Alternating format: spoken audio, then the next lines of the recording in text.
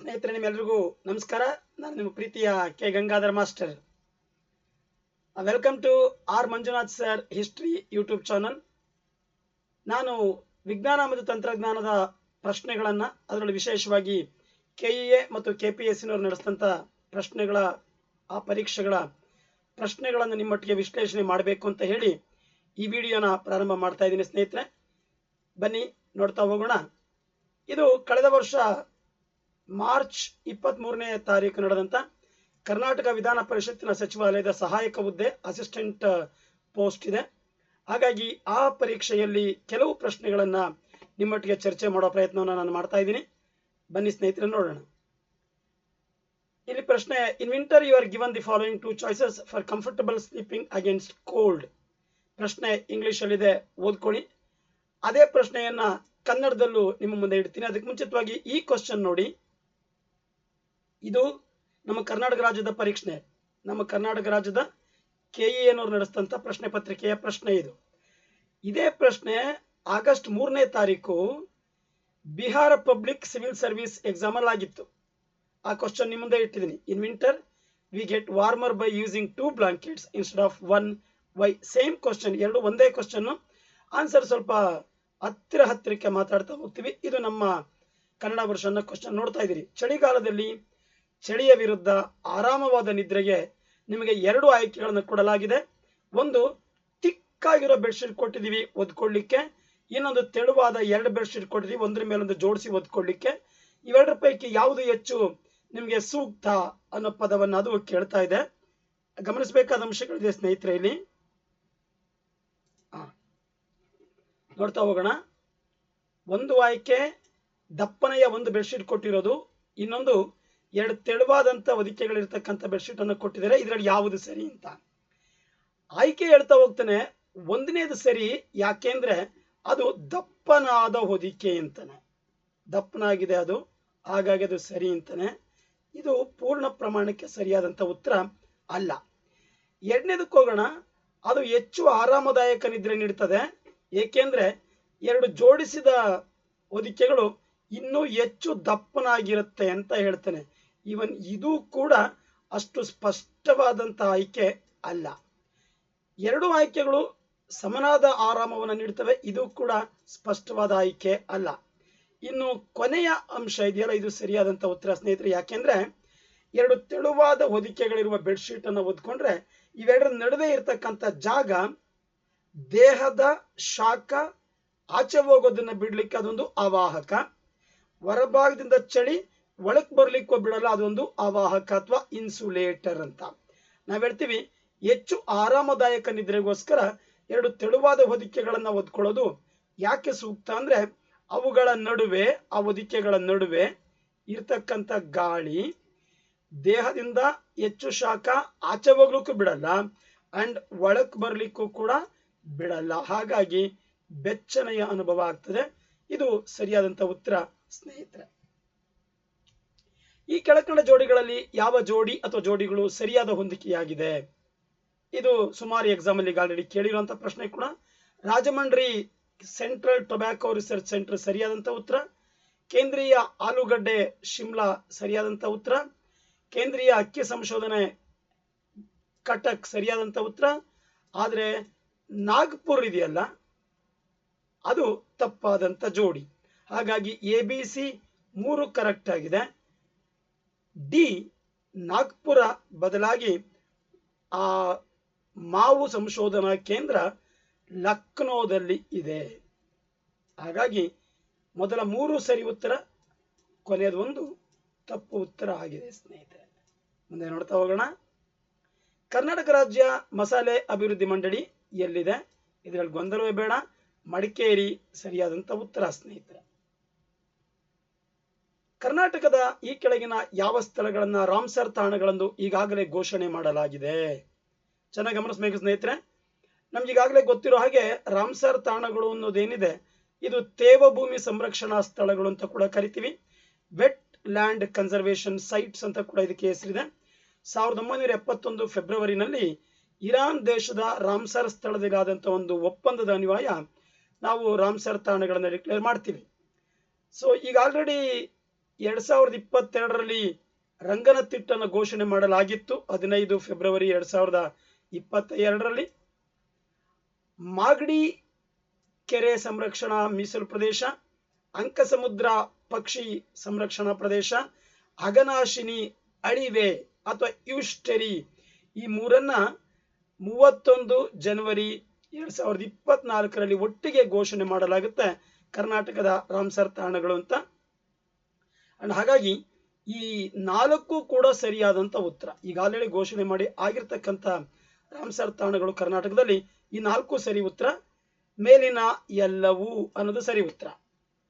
ಒಂದು important point ಏನಂದ್ರೆ ಇದೇ ಡೇಟ್ ಅಲ್ಲಿ ಈ 3ರ ಜೊತೆಗೆ ತಮಿಳುನಾಡಿನ 2 ಘೋಷಣೆ ಮಾಡಲಾಗಿತ್ತು. ಒಂದು ಕರೈವೆಟ್ಟಿ ಬರ್ಡ್ ಸ್ಯಾಂಕ್ಚುಯರಿ, ಮತ್ತೊಂದು long wood Shola reserve forest area. So ಇದನ್ನ ಕೂಡ ನೆಕ್ಸ್ಟ್ ಕ್ವಶನ್ಗೆ ಅಥವಾ ನೆಕ್ಸ್ಟ್ ಎಕ್ಸಾಮ್ಗೆ ನಾವು ಎಕ್ಸ್ಪೆಕ್ಟ್ ಮಾಡಬಹುದು ಸ್ನೇಹಿತರೆ. ಈ ಕುರಿತು ಒಂದೆರಡು ಪಾಯಿಂಟ್ ಅನ್ನು ನೋಡ್ತಾ ಹೋಗೋಣ. ಈಗ ವಿಶೇಷವಾಗಿ ವಾಟರ್ ಫೌಲ್ಸ್ ಅಂತೀವಿ, ಜಲಪಕ್ಷಿಗಳ ಆವಾಸ ಸ್ಥಾನದ ರಕ್ಷಣೆಗೋಸ್ಕರ ಅಂತಾರಾಷ್ಟ್ರೀಯ ಪ್ರಾಮುಖ್ಯತೆಯನ್ನು ಆಧಾರವಾಗಿಟ್ಟುಕೊಂಡು ಫೆಬ್ರವರಿ 1971ರಲ್ಲಿ ಇರಾನ್ ದೇಶದ ರಾಮ್ಸರ್ ತಾಣದಲ್ಲಿ ಯುನೆಸ್ಕೋ ಅಡಿಯಲ್ಲಿ ಈ ಒಂದು ಒಪ್ಪಂದ ಆಗ್ತದೆ. ಡಿಸೆಂಬರ್ 21, 1975ರಲ್ಲಿ ಇದು ಎಫೆಕ್ಟಿವ್ ಅಂದ್ರೆ ಜಾರಿಗೆ ಬರ್ತದೆ. ಇದು ಸ್ಪಷ್ಟತೆ ಇರಲಿ ಸ್ನೇಹಿತರೆ.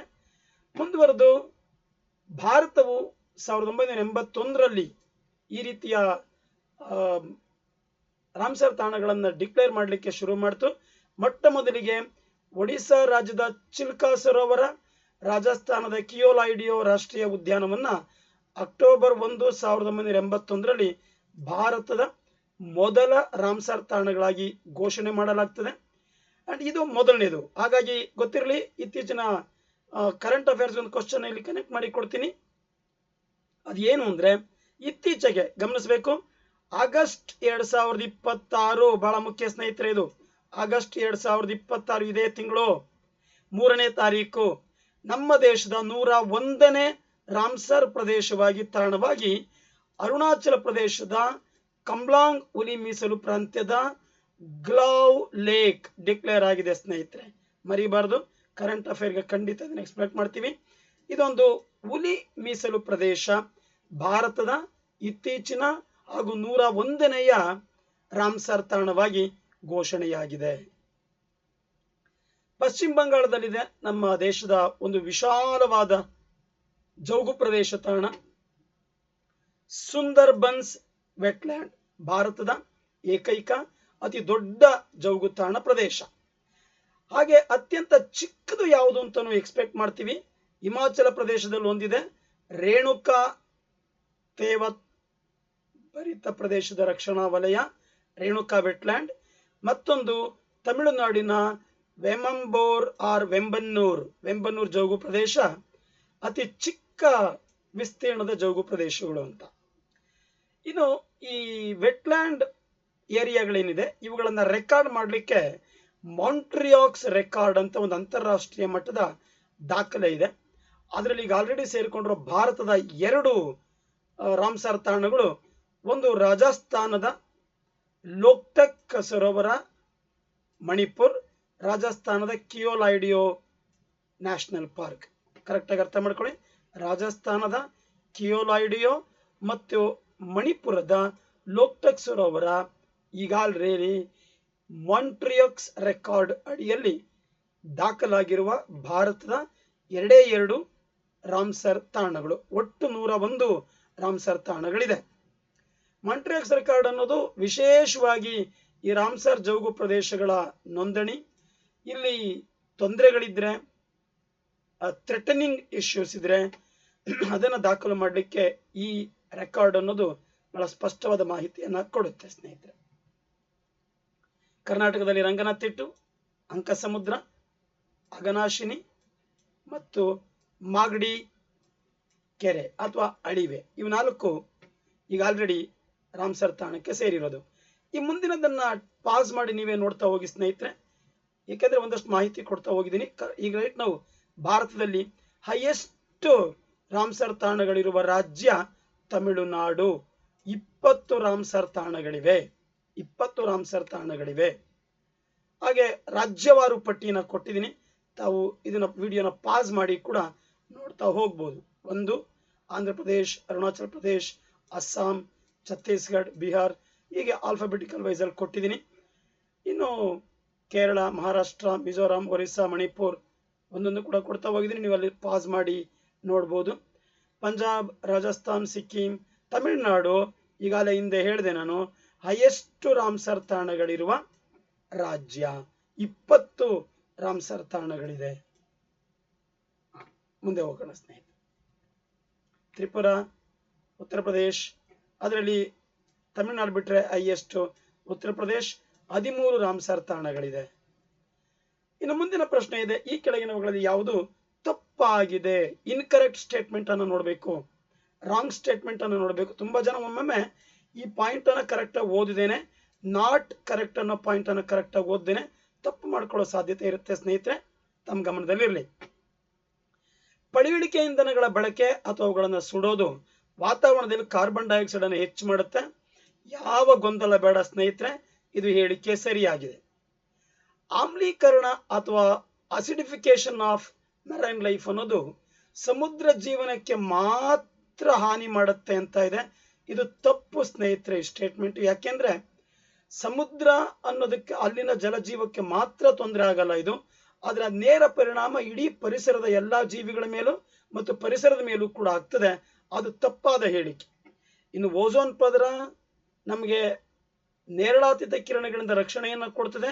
ಈ ಪದರ ನಾಶವಾಗಿ ಬಿಟ್ರೆ ಅನೇಕ ವಿಧದ ಚರ್ಮದ ಕ್ಯಾನ್ಸರ್ ಬರ್ತದೆ. ಈ ಸ್ಟೇಟ್ಮೆಂಟ್ ಕರೆಕ್ಟ್ ಆಗಿದೆ ಸ್ನೇಹಿತರೆ. ಇನ್ನು ನ್ಯೂಕ್ಲಿಯರ್ ವೇಸ್ಟ್ ಅಂತ ಒಂದು ಪದ ಇದೆ. ಎಲ್ಲಿ ನಾವು ನ್ಯೂಕ್ಲಿಯರ್ ಪವರ್ ಪಾಯಿಂಟ್ ಸೆಂಟರ್ಗಳು ಇಟ್ಕೊಂಡಿದೀವಿ ಅಥವಾ ಅಣ್ವಸ್ತ್ರ ಯುದ್ಧಗಳಾದಾಗ ಹೆಚ್ಚಿನ ಪ್ರಮಾಣದ ಶಾಖ ಉತ್ಪತ್ತಿ ಆಗ್ತದೆ. ಈ ಸ್ಟೇಟ್ಮೆಂಟ್ ಕೂಡ ಸರಿಯಾಗಿದೆ ಸ್ನೇಹಿತರೆ. ಆಮ್ಲೀಕರಣ ಸಮುದ್ರದ ಜೀವಕ್ಕೆ ಮಾತ್ರ ಹಾನಿ ಅನ್ನೋದು ತಪ್ಪಾದ ಹೇಳಿಕೆ.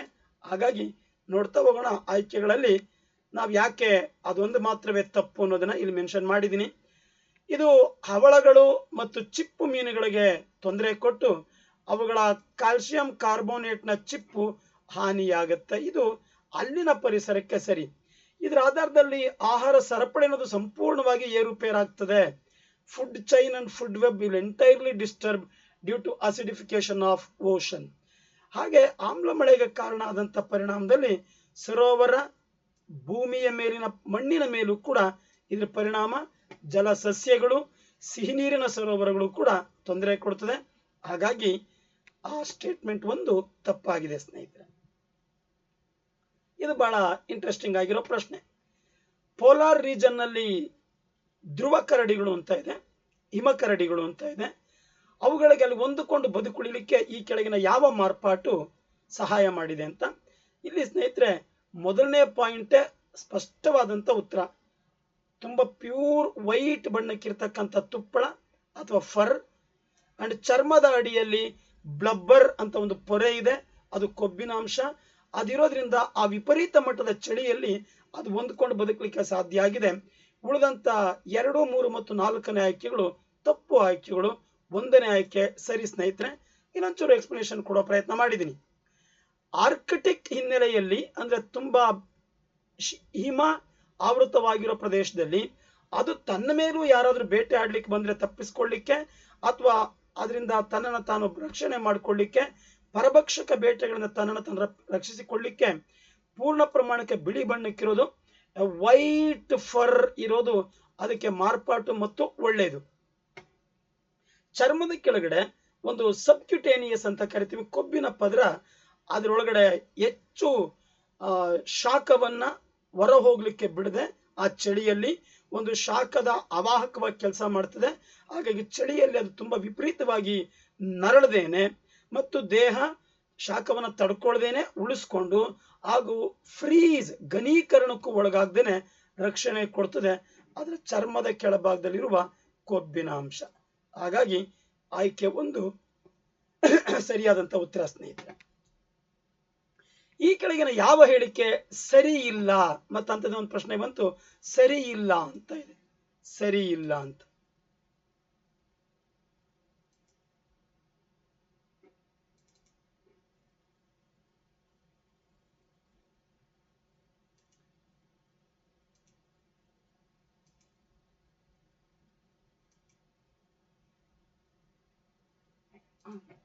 ಇಲ್ಲಿ ನೋಡಿ, ಈಗ ಮಣ್ಣು ಆಮ್ಲೀಯವಾಗಿದ್ದಾಗ ಅಥವಾ ಪ್ರತ್ಯಾಮ್ಲೀಯವಾಗಿದ್ದಾಗ ಸಸ್ಯಗಳು ಚೆನ್ನಾಗಿ ಬೆಳೆಯುವುದಿಲ್ಲ. ಇದು ಜಾಗ್ರಫಿನಲ್ಲೂ ಕೂಡ ಮಾತಾಡ್ತೀವಿ. Acidic soil or to basic soil. ತುಂಬಾ ಪ್ರತ್ಯಾಮ್ಲೀಯವಾಗಿದ್ರೆ, ತುಂಬಾ ಆಮ್ಲೀಯವಾಗಿದ್ರೆ ಬಹುತೇಕ ಗಿಡಗಳು ತುಂಬಾ ಚೆನ್ನಾಗಿ ಬೆಳೆಯಲ್ಲ. ಅದು ಸರಿಯಾಗಿದೆ ಹೇಳಿಕೆ ಸ್ನೇಹಿತರೆ. ರಾಸಾಯನಿಕ ಗೊಬ್ಬರಗಳನ್ನ ಅತಿಯಾಗಿ ನಾವು ಬಳಸೋದೇ ಆದ್ರೆ ಆ ಮಣ್ಣು ಹೆಚ್ಚು ಆಮ್ಲೀಯವಾಗ್ತದೆ. ಇದು ಸರಿಯಾದಂತ ಹೇಳಿಕೆ. ಯಾಕೆಂದ್ರೆ ಆರ್ಗ್ಯಾನಿಕ್ ಫರ್ಟಿಲೈಸರ್ನ ಬಿಟ್ಟು ಇನ್ಆರ್ಗ್ಯಾನಿಕ್ ಫರ್ಟಿಲೈಸರ್ಸ್ನ ನಾವು ಬಳಸಿದ್ರೆ ಹೈಡ್ರೋಜನ್ ಅಯಾನ್ಗಳನ್ನ ಹೆಚ್ಚು ಹೆಚ್ಚು ಮಣ್ಣಿಗೆ ಬಿಡುಗಡೆ ಮಾಡ್ತದೆ, ಆಮ್ಲೀಯತೆ ಹೆಚ್ಚಾಗ್ತದೆ. ಮಣ್ಣು ತುಂಬಾ ಆಮ್ಲೀಯವಾಗಿದ್ದಾಗ, ಮೋಸ್ಟ್ ಅಸಿಡಿಕ್ ಆಗಿದ್ರೆ ಕ್ಯಾಲ್ಸಿಯಂ ಹೈಡ್ರಾಕ್ಸೈಡ್ ಅನ್ನ ಬಳಸಿ ಅದನ್ನ ನ್ಯೂಟ್ರಲೈಸ್ ಮಾಡ್ತೀವಿ. ಈ ಸ್ಟೇಟ್ಮೆಂಟ್ ಕೂಡ ಸರಿಯಾಗಿದೆ ಸ್ನೇಹಿತರೆ. ಆದ್ರೆ ಮಣ್ಣು ತುಂಬಾ ಬೇಸಿಕ್ ಆಗಿದ್ರೆ, ಪ್ರತ್ಯಾಮ್ಲೀಯವಾಗಿದ್ರೆ, ಆಲ್ಕಲೈನ್ ಆಗಿದ್ರೆ ಕ್ಯಾಲ್ಸಿಯಂ ಆಕ್ಸೈಡ್ ಅನ್ನ ಕೊಟ್ರೆ ಮತ್ತು ಅದರ ಪ್ರತ್ಯಾಮ್ಲೀಯ ಗುಣ ಹೆಚ್ಚಾಗ್ತದೆ, ತಟಸ್ಥ ಮಾಡಲ್ಲ. ಹಾಗಾಗಿ ಈ 4ನೇ ಹೇಳಿಕೆ ತಪ್ಪಾಗಿದೆ ಸ್ನೇಹಿತರೆ. ಅವನು ಕೇಳುತ್ತಿರೋದು ಕೂಡ ನಾಟ್ ಕರೆಕ್ಟ್ ಅಂತ, ನಾಟ್ ಕರೆಕ್ಟ್ ಅಂತ. ಸೊ ಈ ತರದ ತುಂಬಾ ಪ್ರಶ್ನೆಗಳನ್ನ ಮತ್ತು ಚರ್ಚೆ ಮಾಡ್ಲಿಕ್ಕೆ ನೀವು ಮಂಜುನಾಥ್ ಸರ್ ಹಿಸ್ಟ್ರಿ ಯೂಟ್ಯೂಬ್ ಚಾನೆಲ್ನ ಗಮನಿಸಬಹುದು. ನಾನು ಮತ್ತೆ ನಿಮ್ಮೊಟ್ಟಿಗೆ ಬಂದು ಅಲ್ಲಿ ಚರ್ಚೆ ಮಾಡ್ತೀನಿ ಸ್ನೇಹಿತರೆ. ಇಲ್ಲಿ ನೀವು ಪಾಸ್ ಮಾಡಿ ಕೂಡ ಓದ್ಕೊಂಡು ಹೋಗ್ಬೋದು. ಗಮನಿಸಿ, ನಾವು ತುಂಬಾ ಕ್ಷಾರೀಯವಾಗಿದ್ರೆ, ಆಮ್ಲೀಯವಾಗಿದ್ರೆ ಅದು ಸಸ್ಯಗಳ ಬೆಳವಣಿಗೆಯಲ್ಲಿ ಯಾಕೆ ಕೆಟ್ಟ ಪಾತ್ರ ಅಂತಂದ್ರೆ ಮಣ್ಣಿನಿಂದ ಹೆಚ್ಚಿನ ಪ್ರಮಾಣಕ್ಕೆ ಪೋಷಕಾಂಶಗಳನ್ನು ಹೀರಿಕೊಳ್ಳಲಿಕ್ಕೆ ಅವಕಾಶವನ್ನು ಕೊಡಲ್ಲ. ಹಾಗಾಗಿ ಗಿಡಗಳು ಚೆನ್ನಾಗಿ ಬೆಳೆಯಲ್ಲ. ರಸಗೊಬ್ಬರಗಳನ್ನು ಹೆಚ್ಚು ಸೇರಿಸಿದ್ರೆ ಹೆಚ್ಚು ಹೈಡ್ರೋಜನ್ ಅಯಾನುಗಳು ಮಣ್ಣಿಗೆ ಬಿಡುಗಡೆ ಆಗ್ತದೆ. ಹಾಗಾಗಿ ಮಣ್ಣು ಕೂಡ ಆಮ್ಲೀಕರಣಕ್ಕೆ ಒಳಗಾಗ್ತದೆ. ಆ ಸ್ಟೇಟ್ಮೆಂಟು ಸರಿ. ಕ್ಯಾಲ್ಸಿಯಂ ಹೈಡ್ರಾಕ್ಸೈಡು ತಟಸ್ಥಗೊಳಿಸ್ತದೆ ಆಮ್ಲೀಯ ಮಣ್ಣನ್ನ. ಹಾಗಾಗಿ ಕ್ಯಾಲ್ಸಿಯಂ ಹೈಡ್ರಾಕ್ಸೈಡ್ ಹಾಕೋದು ನಿಜಕ್ಕೂ ಆಮ್ಲೀಯ ಮಣ್ಣನ್ನು ಪರಿವರ್ತನೆ ಮಾಡಿ ವ್ಯವಸಾಯ ಮಾಡಲಿಕ್ಕೆ ಸೂಕ್ತ. ಈ 3 ಹೇಳಿಕೆಗಳು ಸರಿ ಸ್ನೇಹಿತರೆ. ಆದ್ರೆ 4ನೇ ಹೇಳಿಕೆ ಇದೆಯಲ್ಲ, ಕ್ಯಾಲ್ಸಿಯಂ ಆಕ್ಸೈಡ್ ನ ಬಳಸೋದು, ಇದನ್ನ ಕ್ವಿಕ್ ಲೈಮ್ ಅಂತ ಕೂಡ ಕರಿತೀವಿ. ಇದು ಈಗಾಗಲೇ ತುಂಬಾ ಬಲವಾದಂತ ಪ್ರತ್ಯಾಮ್ಲ. ಮಣ್ಣು ಈಗಾಗಲೇ ಪ್ರತ್ಯಾಮ್ಲೀಯವಾಗಿದೆ, ಈಗ ಆಗ್ತಿರೋದು ಪ್ರತ್ಯಾಮ್ಲ ಅಂದ್ರೆ ಮತ್ತೂ ಕೂಡ ಮಣ್ಣಿನ ಪ್ರತ್ಯಾಮ್ಲೀಯ ಗುಣ ಹೆಚ್ಚಾಗ್ತದೆ. ಹಾಗಾಗಿ ಮಣ್ಣಿನ ಗುಣ ಹದಗೆಡುತ್ತದೆ ಅಥವಾ ಮಣ್ಣಿನ ಗುಣ ಹಾಳಾಗ್ತದೆ. ಸೊ ಈ ಕಾರಣದಿಂದ ಈ 4ನೇ ಹೇಳಿಕೆ ತಪ್ಪು ಸ್ನೇಹಿತರೆ. ಈ ಕೆಳಗೆ ನೋಡೋದು ಯಾವುದು ಅಸ್ವಾಭಿಕ ಪ್ರೋಟೀನ್ ಅಂತ ಕನ್ನಡದಲ್ಲಿ ಕೊಟ್ಟರು, ಅಥವಾ ಡಿನೇಚರ್ಡ್ ಪ್ರೋಟೀನ್ ಅಂತ ಇಂಗ್ಲಿಷ್ ಅಲ್ಲಿ ಇದೆ. ನಾವು ಕನ್ನಡದಲ್ಲಿ ಇನ್ನೂ ಒಂದು ಅರ್ಥ ಮಾಡ್ಕೊಳ್ಬಹುದು, ವಿಕೃತಗೊಂಡ ಪ್ರೋಟೀನ್ ಅಂತ. ಈಗ ಆಲ್ರೆಡಿ ತುಂಬಾ ಎಕ್ಸಾಮ್ ಅಲ್ಲಿ ಕೇಳಿರೋ ಪ್ರಶ್ನೆ ಸ್ನೇಹಿತರೆ ಇದು. ಬೇಯಿಸಿದ ಮೊಟ್ಟೆ ಅದು ಡಿನೇಚರ್ಡ್ ಪ್ರೋಟೀನ್. ಈಗ ಆಲ್ರೆಡಿ ಅದು ಆ ಮೊಟ್ಟೆಯ ಬಿಳಿಯ ಭಾಗ ಇದೆಯಲ್ಲ, ಎಗ್ ಆಲ್ಬುಮಿನ್ ಅನ್ನೋದು ಒಳಭಾಗದಲ್ಲಿರ್ತಕ್ಕಂಥ ಯೆಲ್ಲೋ ಪೋರ್ಷನ್ ಆದ್ರೆ ಸುತ್ತಲೂ ಬಿಳಿಯ ಭಾಗ ಏನಿದೆ ಯೋಕ್ ಅನ್ನೋದು ಯೆಲ್ಲೋ ಪೋರ್ಷನ್, ವೈಟ್ ಅನ್ನೋದು ಆಲ್ಬುಮಿನ್ ಪೋರ್ಷನ್. ಇದು ಪ್ರೋಟೀನ್ ಮೂಲತಃ ತನ್ನ ಸ್ವರೂಪವನ್ನ ಬದಲಾಯಿಸಿಕೊಂಡಿದೆ. ಅದು ಹೇಳಿಕೆ ಸರಿ, ಆದ್ರೆ ಉತ್ತರ ತಪ್ಪು. ಹಾಲು ಮೊಸರಾಗೋದು ಕೂಡ ಡಿನ್ಯಾಚುರೇಷನ್ ಆಫ್ ಪ್ರೋಟೀನ್, ಅದು ಕೂಡ ಹಿಂದೆ ಪ್ರಶ್ನೆ ಕೊಟ್ಟಿದ್ದೀವಿ. ಆಗ ಹೇಳಿಕೆ ಸರಿ, ಉತ್ತರ ತಪ್ಪು. ಇನ್ಸುಲಿನ್ ಹೆಪ್ಪುಗಟ್ಟೋದು ಕೂಡ ಹೇಳಿಕೆ ಸರಿ, ಉತ್ತರ ತಪ್ಪು. ಯಾಕೆಂದ್ರೆ ಮೊಟ್ಟೆಯ ಬಿಳಿಯ ಭಾಗ ಪ್ರೋಟೀನ್, ಹಾಲಿನೊಳಗಿರುವ ಕೆಸಿನ್, ಪ್ಯಾರಾಕೆಸಿನ್ ಪ್ರೋಟೀನ್, ಇನ್ಸುಲಿನ್ ಕೂಡ ಪ್ರೋಟೀನ್ ಗುಂಪಿಗೆ ಸೇರಿದಂತ ಹಾರ್ಮೋನು. ಆದ್ರೆ ಪಿಷ್ಟದ ದ್ರಾವಣ ಅಂತ ಕೊಟ್ಟಿದ್ದಾನೆ, ಇದು ಪ್ರೋಟೀನ್ ಅಲ್ಲ ಸ್ನೇಹಿತರೆ, ಬದಲಾಗಿ ಇದು ಕಾರ್ಬೋಹೈಡ್ರೇಟ್. ಇದು ಕಾರ್ಬೋಹೈಡ್ರೇಟ್. ಹಾಗಾಗಿ 3ನೇ ಸ್ಟೇಟ್ಮೆಂಟ್ ಇದೆಯಲ್ಲ, ಇದು not an example for protein. Denaturation protein ಅಂದ್ರೆ ಪ್ರೋಟೀನ್ಗಳ ರಚನೆ ಅಥವಾ ನ್ಯೂಕ್ಲಿಕ್ ಆಮ್ಲಗಳ ರಚನೆಯನ್ನ ಬದಲಾಯಿಸುವ ಪ್ರಕ್ರಿಯೆ, ಅದು ಡಿನ್ಯಾಚುರೇಷನ್ ಅಂತ ಕರಿತೀವಿ. ಹಾಗಾಗಿ ಸರಿಯಾದಂತ ಉತ್ತರ ಪಿಷ್ಟ ದ್ರಾವಣ, ಅದು ಪ್ರೋಟೀನ್ ಅಲ್ಲ, ಅದೊಂದು ಕಾರ್ಬೋಹೈಡ್ರೇಟ್ಗಳು, ಅನೇಕ ಸಂಖ್ಯೆಯ ಗ್ಲೂಕೋಸ್ಗಳು ಸೇರಿ ಒಂದು ಪಾಲಿಸ್ಯಾಕರೈಡ್ ಆಗಿರುತ್ತೆ. ವಿಶೇಷವಾಗಿ ಅದು ಪ್ರೋಟೀನ್ ಅಲ್ಲ ಸ್ನೇಹಿತರೆ. ಈ ಕೆಳಗಿನ ಯಾವ ಜೋಡಿ ಘನ ದ್ರಾವಣಗಳಿಗೆ ಉದಾಹರಣೆ? Second PUC chemistry first chapter ಅಲ್ಲಿ ಈ ಕ್ವಶನ್ ಇದೆ ಸ್ನೇಹಿತರೆ. ಇಲ್ಲಿ ದ್ರಾವಣಗಳು ಅಂತ ಒಂದು ಪಾಯಿಂಟ್ ಇದೆ, ನಾವು ಸ್ಪಷ್ಟವಾಗಿ ಅರ್ಥ ಮಾಡ್ಕೊಳ್ಳೋಣ. ಇಲ್ಲಿ ಅರ್ಥ ಮಾಡಿಸೋ ಪ್ರಯತ್ನ ಮಾಡ್ತೀನಿ. ನೋಡಿ ಸ್ನೇಹಿತರೆ, ಉಪ್ಪು ನೀರಿನಲ್ಲಿ ಕರಗುತ್ತೆ, ನೀರು ಕರಗಿಸ್ಕೊಳ್ಳುತ್ತೆ. ಉಪ್ಪು ನೀರಿನಲ್ಲಿ ಕರಗಿದ ಮೇಲೆ ಬಂದದ್ದು ಉಪ್ಪಿನ ದ್ರಾವಣ ಅಥವಾ ಸಾಲ್ಟ್ ಸೊಲ್ಯೂಷನ್ ಅಂತ. ನೋಡಿ, ದ್ರಾವ್ಯ ಅಥವಾ ಸಲ್ಯೂಟ್ ವಿಲೀನವಾಗುವ ವಸ್ತು, ಪಾಯಿಂಟ್ ಟು ಬಿ ನೋಟೆಡ್, ಕಡೆ ಗೊತ್ತಿರಲಿ. ಸಾಲ್ವೆಂಟ್ ಅಥವಾ ದ್ರಾವಕ ಕರಗಿಸಿಕೊಳ್ಳುವ ಅಥವಾ ವಿಲೀನ ಮಾಡಿಕೊಳ್ಳುವ ವಸ್ತು. ದ್ರಾವ್ಯ ಒಂದು ದ್ರಾವಕದಲ್ಲಿ ಕರಗಿದಾಗ ಬರ್ತಕ್ಕಂಥದ್ದು ದ್ರಾವಣ. ಹಾಗಾಗಿ ದ್ರಾವಣ ಅನ್ನೋದೇನು? ಎರಡು ಅಥವಾ ಎರಡಕ್ಕಿಂತಲೂ ಹೆಚ್ಚಿನ ವಸ್ತುಗಳ ಸಮರೂಪದ ಮಿಶ್ರಣ. A homogeneous mixture of 2 or more substances or components is called solution. ಇಂಥ ಅನೇಕ ವಿಧಗಳಿದೆ. ನಾನು ಇಲ್ಲಿ ಎಕ್ಸಾಂಪಲ್ ತಗೊಂಡು ಹೋಗ್ತೀನಿ. ಈಗ ನಮಗವನು ಘನ ದ್ರಾವಣಗಳನ್ನೇ ಕೇಳಿದ್ದಾನೆ, ಸಾಲಿಡ್ ಸೊಲ್ಯೂಷನ್ಸ್ ಕೇಳಿದ್ದಾನೆ. ಅಲ್ಲಿ ಕೊಟ್ಟಿರೋ ಎಕ್ಸಾಂಪಲ್ ಇದೆ ನೋಡಿ, ಪೆಲಾಡಿಯಂ ಅನ್ನೋ ಸಾಲಿಡ್ ಒಳಗಡೆ ಜಲಜನಕ ಅನ್ನೋ ಹೈಡ್ರೋಜನ್ ಇದೆ. ಪೆಲಾಡಿಯಂ ಅನ್ನೋದು ಘನ, ಜಲಜನಕ ಅನಿಲ, ಅಂದ್ರೆ ಘನ ವಸ್ತುವಿನಲ್ಲಿ ಜಲಜನಕ ಅನ್ನೋದಿದೆ, ಇದು ಸಾಲಿಡ್ ಸೊಲ್ಯೂಷನ್.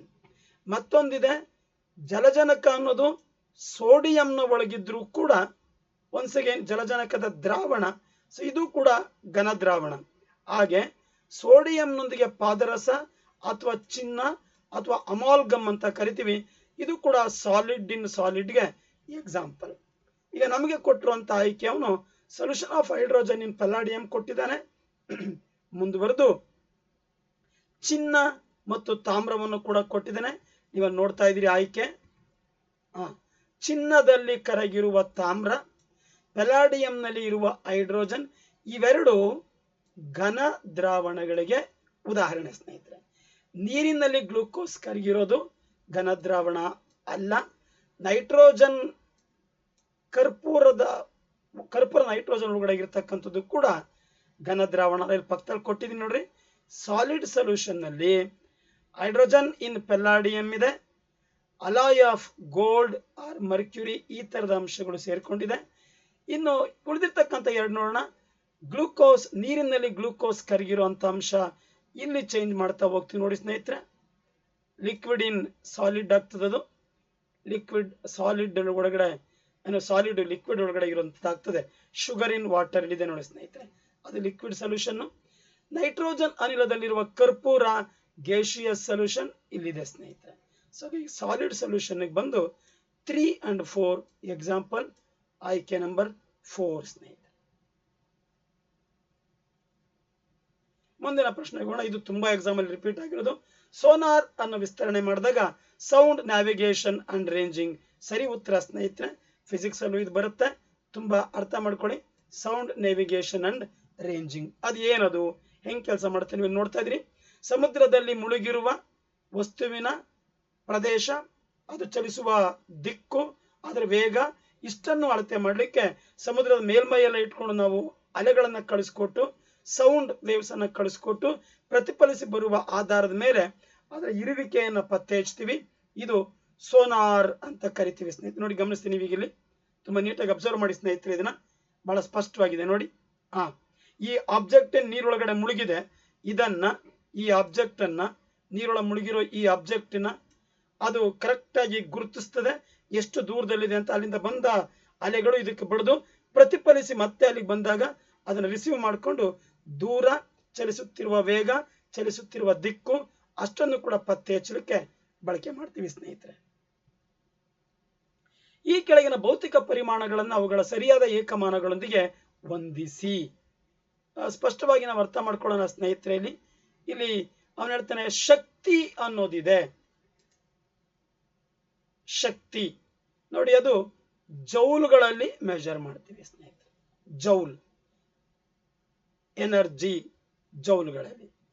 ಸೊ ಹಾಗೆ ನೋಡಿದ್ರೆ A2 ಬರಬೇಕು. ಎಲ್ಲಿದೆ ನೋಡೋಣ. ಪವರ್, ಇದನ್ನ ವ್ಯಾಟ್ಗಳಲ್ಲಿ ಎಕ್ಸ್ಪ್ರೆಸ್ ಮಾಡ್ತೀವಿ ಸ್ನೇಹಿತರೆ. ಅಂತಾರಾಷ್ಟ್ರೀಯ ಮಟ್ಟದಲ್ಲಿ ವ್ಯಾಟ್ಗಳಲ್ಲಿ ಎಕ್ಸ್ಪ್ರೆಸ್ ಮಾಡ್ತೀವಿ. ಅಂದ್ರೆ A2 B1 ಆಯ್ತು. ಸಿ ಫೋರ್ಸ್ ಅನ್ನೋದು ನ್ಯೂಟನ್, ಇಲ್ಲಿಗೆ ತರ್ತೀವಿ ಸ್ನೇಹಿತರೆ. ಎನ್ ಅಂದ್ರೆ ಸಿಗೆ 4ನೇದು ಉತ್ತರ. ಸಂವೇಗ ಡಿ ನ್ಯೂಟನ್ ಸೆಕೆಂಡ್ ಅಂತ ತಗೊಂಡು NS ಫಿಕ್ಸ್ ಮಾಡ್ತೀವಿ ಸ್ನೇಹಿತರೆ. ಸೊ ಅದ್ರ ಪ್ರಕಾರ ಎಲ್ಲಿದೆ A2 B1 A2ಕ್ಕೆ ಹೋದಾಗ ಇಲ್ಲೊಂದಿದೆ ಇಲ್ಲೊಂದಿದೆ. ಸೊ ಈಗ ಇದಿಷ್ಟನ್ನ ನಾವು ಒಮಿಟ್ ಮಾಡ್ಬೋದು, ವಾಶ್ ಔಟ್ ಆಯ್ತಿದ್ದು. ಈ ಎರಡರ ಪೈಕಿ ಮತ್ತೆ ನೋಡೋಣ, B1ಕ್ಕೆ ಸರಿಯಾದ ಹೊಂದಾಣಿಕೆ ಆದ್ರೆ ಇದು ಕೂಡ ತಪ್ಪಾಗ್ತದೆ. ಈ ಉತ್ತರ ಸರಿಯಾಗಿದೆ ಸ್ನೇಹಿತರೆ. ಮತ್ತೊಮ್ಮೆ ನೀವು ಬೇಕಾದ್ರೆ ಪಾಸ್ ಕೊಟ್ಟು ಕೂಡ ಇದನ್ನ ನೋಡಬಹುದು. ಕಾರಿನಲ್ಲಿರುವ ಓಡೋಮೀಟರ್ ಅನ್ನು ಡ್ಯಾಶ್ ಅನ್ನು ಅಳೆಯಲು ಬಳಸಲಾಗುತ್ತದೆ. ಇದು the distance travelled is the correct answer ಸ್ನೇಹಿತರೆ. ಡಿಸ್ಟೆನ್ಸ್ ಟ್ರಾವೆಲ್ಡ್ ಇಲ್ಲಿ ನೋಡ್ತಾ ಇದ್ರಿ ನೀವು. ಇದು ಓಡೋಮೀಟರ್, ಇದು ಸ್ಪೀಡೋಮೀಟರ್. ಎರಡು ಅರ್ಥ ಆಗ್ಲಿ. It measures total distance travelled by the vehicle. ಇದು ಓಡೋಮೀಟರ್. ಇದು ಸ್ಪೀಡ್ ಆಫ್ ದಿ ವೆಹಿಕಲ್ ನ ಹೇಳುವಂಥದ್ದು ಸ್ಪೀಡೋಮೀಟರ್. ಸೊ ಹಾಗಾಗಿ ಈ ಹಿಂದೆನೂ ಕೂಡ ಕೇಳಿರೋ ಪ್ರಶ್ನೆ, ಕ್ರಮಿಸಿದ ದೂರ ಡಿಸ್ಟೆನ್ಸ್ ಟ್ರಾವೆಲ್ಡ್, ಇದು ಸರಿಯಾದಂತ ಉತ್ತರ ಸ್ನೇಹಿತರೆ. ಇದು ಚೆನ್ನಾಗಿದೆ ಪ್ರಶ್ನೆ. ಇಲ್ಲಿ 4 ಹೇಳಿಕೆಗಳು ಸರಿಯಾಗಿದೆ ಸ್ನೇಹಿತರೆ. ಕಾನ್ಫರೆನ್ಸ್ ಆಫ್ ಪಾರ್ಟೀಸ್ ಅನ್ನೋದು ಹವಾಮಾನ ಕುರಿತಂತೆ ಇರತಕ್ಕಂಥ ಒಂದು ಅಂತಾರಾಷ್ಟ್ರೀಯ ಮಟ್ಟದ ಸಮಾವೇಶಗಳಿಗೆ ಸಂಬಂಧಪಟ್ಟಂತ ಹೇಳಿಕೆಗಳಿದು.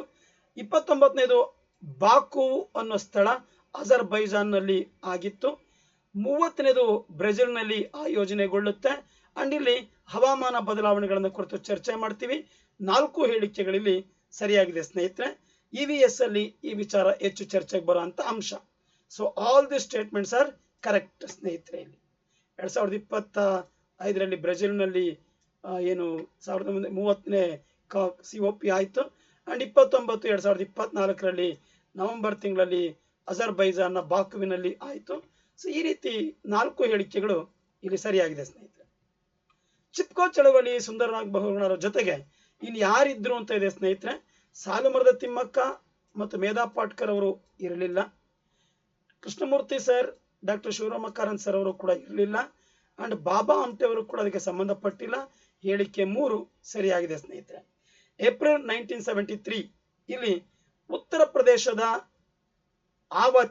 ಪ್ರದೇಶದ ಈಗಿನ ಉತ್ತರಾಖಂಡ ರಾಜ್ಯದ ಚಮೋಲಿ ಜಿಲ್ಲೆಯ ಮಂಡಲ್ ಅನ್ನೋ ಗ್ರಾಮದಲ್ಲಿ ಏಪ್ರಿಲ್ 1973ರಲ್ಲಿ ಅರಣ್ಯದಲ್ಲಿರುವ ಮರಗಳನ್ನು ಕಡಿಯೋದನ್ನು ತಡಿಲಿಕ್ಕೆ ಅಲ್ಲಿನ ಸ್ಥಳೀಯ ಗ್ರಾಮಸ್ಥರು ಆರಂಭ ಮಾಡಿದಂತ ಒಂದು ಚಳುವಳಿ ಚಿಪ್ಕೋ ಅಥವಾ ಅಪ್ಪಿಕೋ ಚಳುವಳಿ. ಇದರ ಭಾಗವಾಗಿ ಮೊದಲಿಗೆ ಗೌರಾದೇವಿ ಇನಿಶಿಯೇಟ್ ಮಾಡ್ತಾರೆ. ಅಲ್ಲಿಂದ ಮುಂದೆ ಈ ಪ್ರಕ್ರಿಯೆಯ ಪೂರ್ಣ ಜವಾಬ್ದಾರಿ ಸುಂದರಲಾಲ್ ಬಹುಗುಣ ಅವರ ನೇತೃತ್ವವನ್ನು ವಹಿಸ್ಕೊತಾರೆ. ನೋಡಿ, ಇಲ್ಲಿ ಭಾಗವಹಿಸಿದಂತ ಪ್ರಮುಖರು ಸುಂದರಲಾಲ್ ಬಹುಗುಣ ಸರ್ ಅವರು, ಗೌರಾದೇವಿ ಅವರು, ಬಚನಿ ದೇವಿ, ಚಾಂಡಿ ಪ್ರಸಾದ್ ಮತ್ತು ನೇಗಿ. ಇಲ್ಲೊಂದು ಪದ ಇದೆ, ಯಾರು, ಧೂಮ್ ಸಿಂಗ್ ನೇಗಿ. ಇವರು ಕೂಡ ಆ ತಂಡದಲ್ಲಿದ್ರು. ಹಾಗಾಗಿ 3ನೇ ಹೇಳಿಕೆ ಸರಿಯಾಗಿದೆ ಸ್ನೇಹಿತರೆ. ಎಸ್, ಸುಂದರಲಾಲ್ ಬಹುಗುಣ, ಗೌರಾದೇವಿ, ಬಚನಿ ದೇವಿ, ಚಾಂಡಿ ಪ್ರಸಾದ್ ಭಟ್ ಮತ್ತು ನೇಗಿ, ಧೂಮ್ ಸಿಂಗ್ ನೇಗಿ. ಇನ್ನು ಇಲ್ಲಿ ಮತ್ತೊಂದು ಪ್ರಶ್ನೆ ಕೊಟ್ಟಿದ್ದಾನೆ. ಬ್ಲೀಚಿಂಗ್ ಸರಿಯಾಗಿ ಹೊಂದಾಣಿಕೆ ಅಲ್ಲದ್ದು ಯಾವುದು ಅಂತ. ನಾಟ್ ಕರೆಕ್ಟ್ ಕಾಂಬಿನೇಷನ್, ಇನ್ಕರೆಕ್ಟ್ ಅನ್ನ ನೋಡಬೇಕು.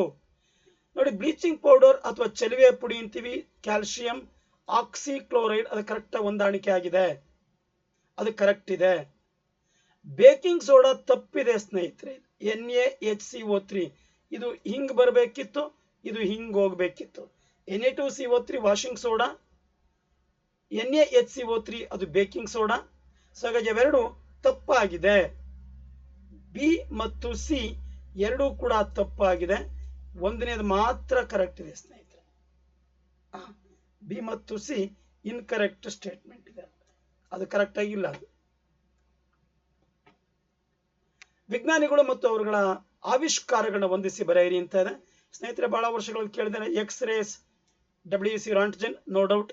A4ಕ್ಕೆ ಕನೆಕ್ಟ್ ಮಾಡುವಾಗ ಈ ಮೊದಲ 2 ಆಯ್ಕೆಗಳು ನಮ್ಮಿಂದ ವಾಂತಿ ಆದವು, ವಾಮಿಟ್ ಮಾಡ್ತೀವಿ, ಆಚೆ ಹಾಕಿದ್ವಿ.